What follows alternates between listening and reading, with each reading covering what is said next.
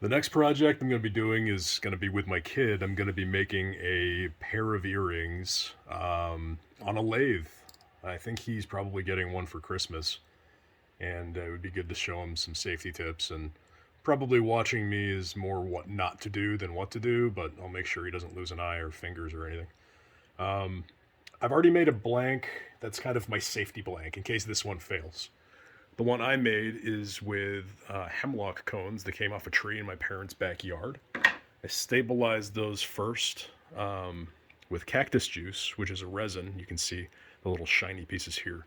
That impregnates them with plastic so that they become partially resin themselves. Fewer air bubbles, stronger material. Um, what I'm going to be doing is using a blank mold that I made myself. Yes, those dark pieces are supposed to be there. They'll be in there in a minute. This is just standard silicone. What I'm going to do for this one is I'm going to be using a green dye to pigment the resin, and then I'm going to be putting little pieces of this dark blue resin in there, which is almost like a navy blue. And then these little squiggly guys that I made, I'll show you how in a little bit. Just make a couple more. Um, oop, come on, piece of crap. There we go.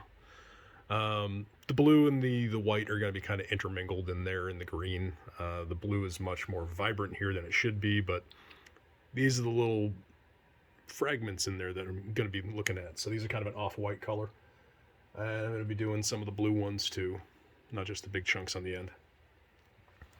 When you're turning a blank, it's important to realize that although you're looking at it and it might look good, you're really only going to be dealing with the center. All the edges are going to have to get trimmed off, and you want the edges to be round if you can. That way you can flip it around in the chuck if you need to. So I'm going to leave those as little sacrifice markers on the end, knowing I'm not going to get them back. And the top, eighth of an inch or so is going to be gone from them, and we're just going to be left with that little cylinder in the middle. And since this is a pair of earrings, I'm going to try and do both of them at the same time, rather, be a little bit more exact. I can mark the cube with pencil and hopefully end up with that. That's what I'm going to be going for. I'm going to try and keep the ends in a darker resin. That way you don't see the post holes drilled in when I'm putting the findings on there. Anyway, hopefully this works. There we go. White resin, the colorant is super potent. You need just a small amount, like not even a full drop.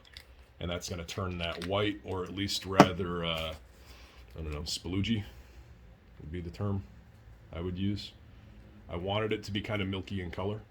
And when this resin dries, it has a yellowish tint. So it's gonna make this an off-white.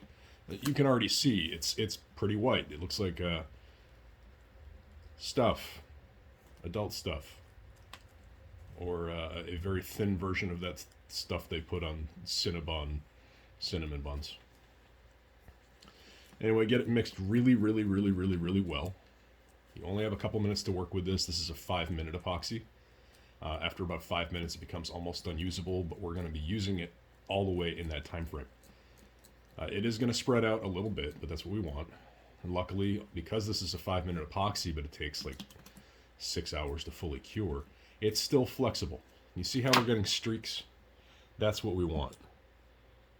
So we're going to do this in a couple of ways, just to show you what I did. You can do it in its really syrupy state right now. I'll show you a couple different things. First one, again, I'm putting this on silicone because nothing sticks to silicone. And I'm going to spread it around because it is going to pull back up and it's going to somewhat connect. You just want them to make sure they're in there. So getting rid of that random hair, looks like it's from a foxtail that I had the other day. Hard to see, but you can see the shiny spots. That's essentially what we're going to get in that little blob. It's going to spread out, and I'm going to come in and mix this again later.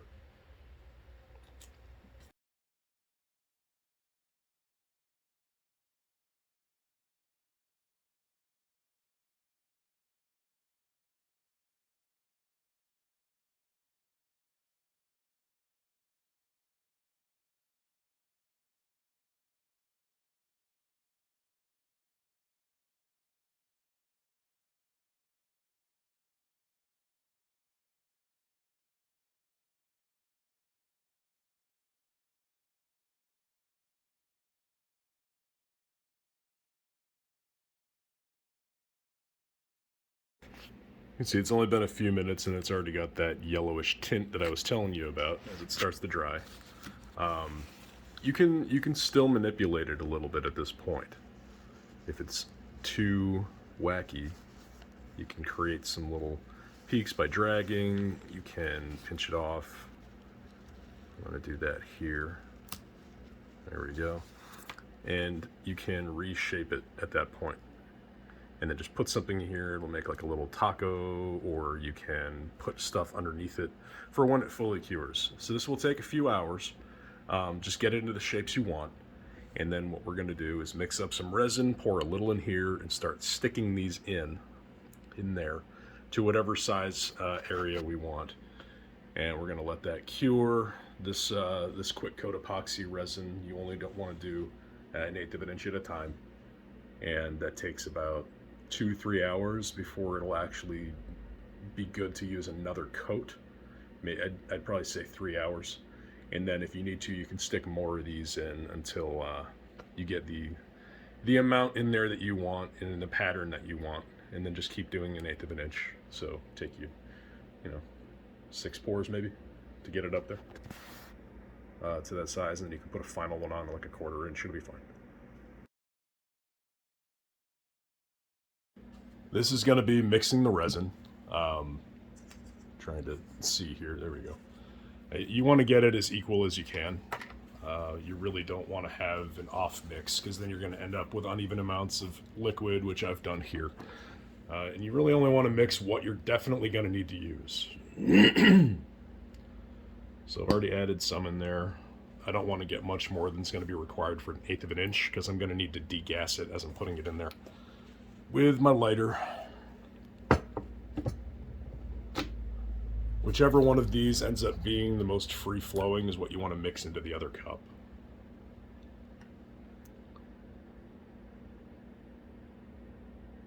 Which in this instance is definitely this side.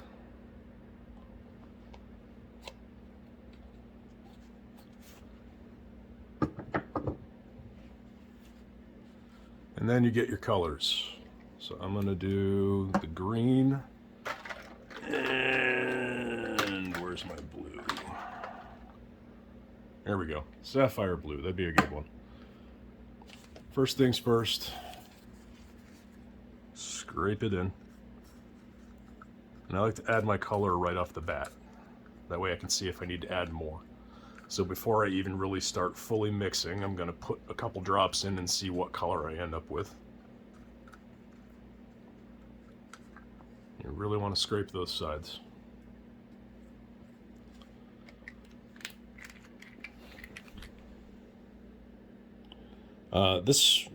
This brand seems to be, except for the white, you need a lot of dye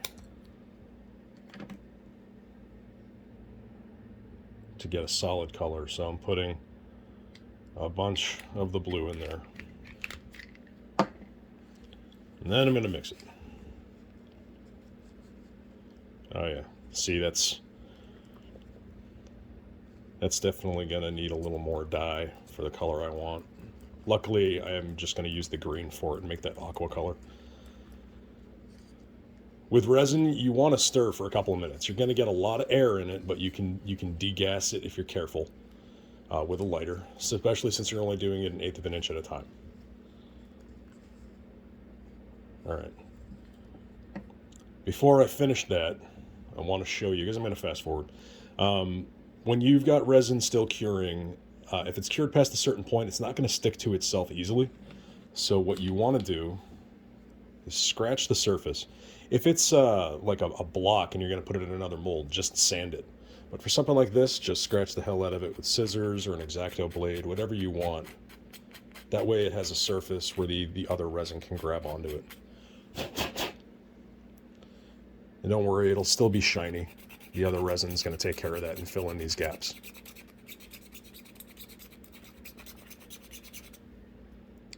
When it's curing, it's really easy to scratch. It won't be as easy to scratch when it's cured.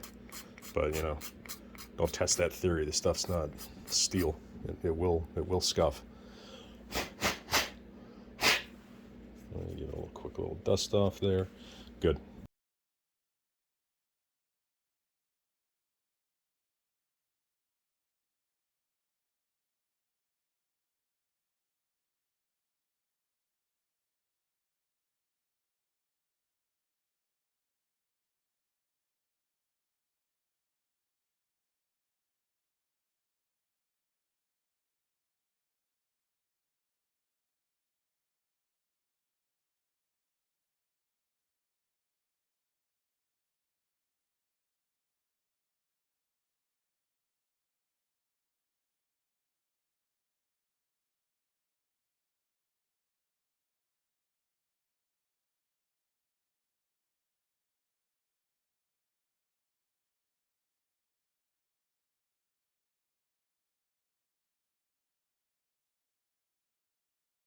Some of these bubbles are naturally going to raise on their own. It's never going to be perfect because this is not a slow resin, you know. Um, but I'm going to do what I can, and I'm going to give this a little bit. This resin, this is the Quick Coat Epoxy from, Amazing Alumilite brand. You have about 20 minutes before it becomes like really dense corn syrup, at which point you want to make sure you've started to add these other pieces in there. I'm going to continue degassing it periodically for the next 15 minutes, and then I'm going to start placing my pieces, layering these in here at the, the angles I want. And then when it's ready, I'll pour more resin on top and add a couple more till I get, whatever desired shapes that I want. Keeping in mind that you want to stay away from the edges for the most part, because I'm really only going to be focusing on this portion here to get earrings that are about that long each. So this has gelled up pretty nicely. It's been a couple hours. I used some of my, well, all the rest of my excess resin to work on another coaster, I guess. I don't like wasting material. So I'm going to do another layer of this blue stuff, and I'm going to put a couple more of these in there. They're suspended exactly where they need to be. So another layer will hold the rest of these in place, and then I can do 1 to 2 more layers until it's filled up. That's the next step in the process. It doesn't look like much right now, but the block is finished. You can sort of see through it. You can see the different color variations. And when my kid's here, I'm going to turn it into earrings. Part 2 is obviously going to be that one. I'm trying to keep this video under 15 minutes.